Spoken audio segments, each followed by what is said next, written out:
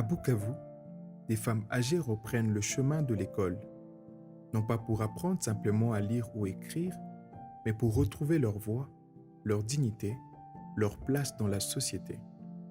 Cette initiative s'inscrit dans le cadre du programme EEGIR porté par la CDJP Bukavu pour réduire les obstacles éducatifs des femmes marginalisées. Tuko na programme moja tunatumika leo dynamique femme paix et inclusion kwa niveau yetu, na mwa ile cadre ndio tunafanya hii formation ya alphabetisation pour que wanawake nao ambao wakupata bahati ya kuweza kusoma wakati walikuwa wakikuwa vijana au watoto waweze kupata nao ile bahati ya kuweza kujua kuandika hata jina yao na kujisomea wenyewe. L'analphabétisme est plus qu'un manque de lettres. C'est un mur invisible qui empêche de voter, de comprendre ses droits, de faire entendre sa voix. Dans les zones rurales du Sud Kivu, les défis sont multiples. Pauvreté, isolement, discrimination de genre. Le programme EEGIR a donc développé une approche unique, une alphabétisation consciente et citoyenne. Pour renforcer les capacités des centres locaux, la CDJP Bukavu a organisé une formation participative destinée aux alphabétiseurs et alphabétiseuses.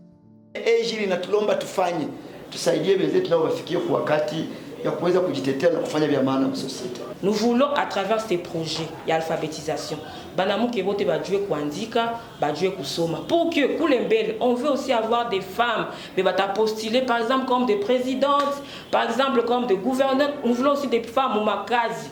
Unakutana mu makazi za mingi, banamuke ba mingi abakuwa comme des chefs civils. Nijua nini? La plupart yabo ba mingi abakusomaka, abakuandikaka. Nanjo nakutana banakoma najirudisha nyuma biko na kale kati. Abajitumaini complexe, voilà. Merci maman. L'objectif, transmettre plus qu'un savoir, insuffler un esprit d'analyse, de critique et d'action. Grâce à la méthode voir, juger, agir, chaque leçon devient une passerelle entre le quotidien et les droits fondamentaux.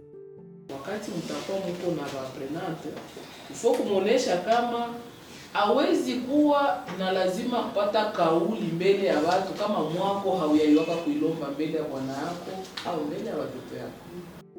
Les participants apprennent à intégrer des thématiques essentielles. Droits des femmes, participation citoyenne, démocratie, stéréotypes.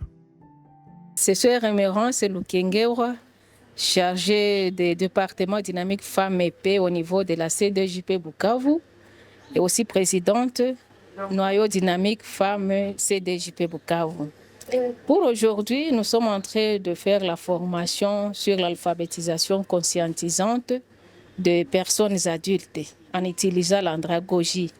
Nous trouvons comme valeur ajoutée de ces projets vraiment cette conscientisation qui passe par le système de prendre conscience des femmes de ce qu'elles sont, de leur potentialité, de leur capacité de pouvoir contribuer au développement du pays, de leurs familles, de leurs entités, et aussi pour pouvoir plaider pour les autres femmes qui n'ont pas eu l'accès à la scolarisation et dont leurs droits sont bafoués.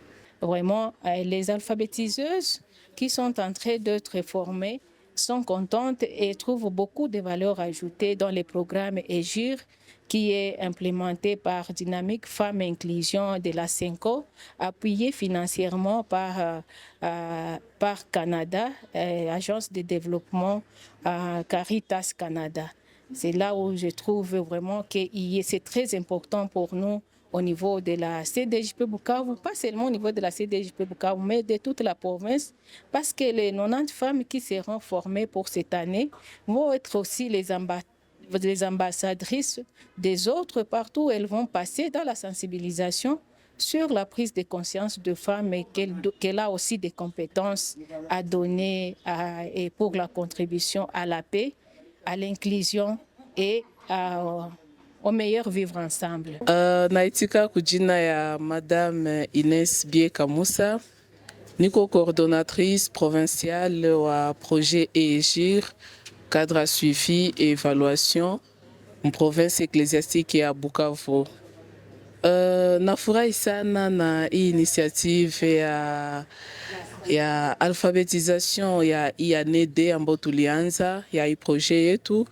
Tulianza kwanza na sensibilisation mu année 1 juu ya processus électoral, na hii année D tuko mu phase ya alphabetisation, na nashukuru sana mwa hii année 2 parce que mu année 1 tulikuwa na difficulté ya mingi pamoja na wamama juu ya question ya uchaguzi, na wamama wengi walikuwa na ugumu wa kuandika, wa kusoma na wakujua nini wanaenda fanya mu maurne.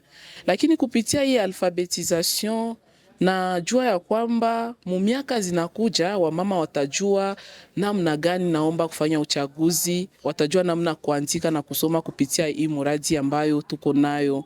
Na ni hapo ninasalimu kabisa initiative na effort ya Commission Episcopale Justice et Paix mu programme yetu ya Dynamique Femme Paix et Inclusion, na ambayo inasapotika na Caritas Canada, mais aussi nashukuru Commission Justice et Paix Bukavu ambayo ilitupatia nafasi ya kuweza kuexecute hii kazi ambayo tunafanya leo. Mais aussi mina encourager département Dynamique Femme et Paix ya Justice et Paix Bukavu mon effort zote biko wanafanya juu wa mama leo wawe na hiyo bidii, wajue namna gani mwanamke anaweza kuwa tayari na namna gani mwanamke anaweza kureleve madefi kupitia kusoma na kuandika. Juu kama haujue soma na kuandika, wewe sawa vile mama watakupita kutu, donc watakukamata kabisa wasamani. Wanaweza kuvalisha vitu mingi, lakini ukijua kusoma na kuandika unaweza sema ndio, unaweza sema hapana. Ndio maana na encourager wengine wa mama zaidi na zaidi kuweza kuapprocher ma centre alphabetisation, wajifunze kusoma na kuandika. Wamama sisi wote tunaweza, parce qu'on a tuonelea ki mama wajua kusoma na kuandika. Shie bote tunaweza kusoma na tunaweza kuandika. Alors nashukuru watu wote, nashukuru wa mama wa alphabetises, wa formateur wote na wote ambao watasogelea kujitambua kama mimi siko tayari, mimi niko faible mu alphabetisation na mimi napenda nisome na kuandika, wasogelee shie wote hatubijue mais tutajifunza. Accent. À la CDJP Bukavu, nous croyons que la dignité commence par l'accès à la connaissance et qu'il n'est jamais trop tard pour apprendre à exister pleinement.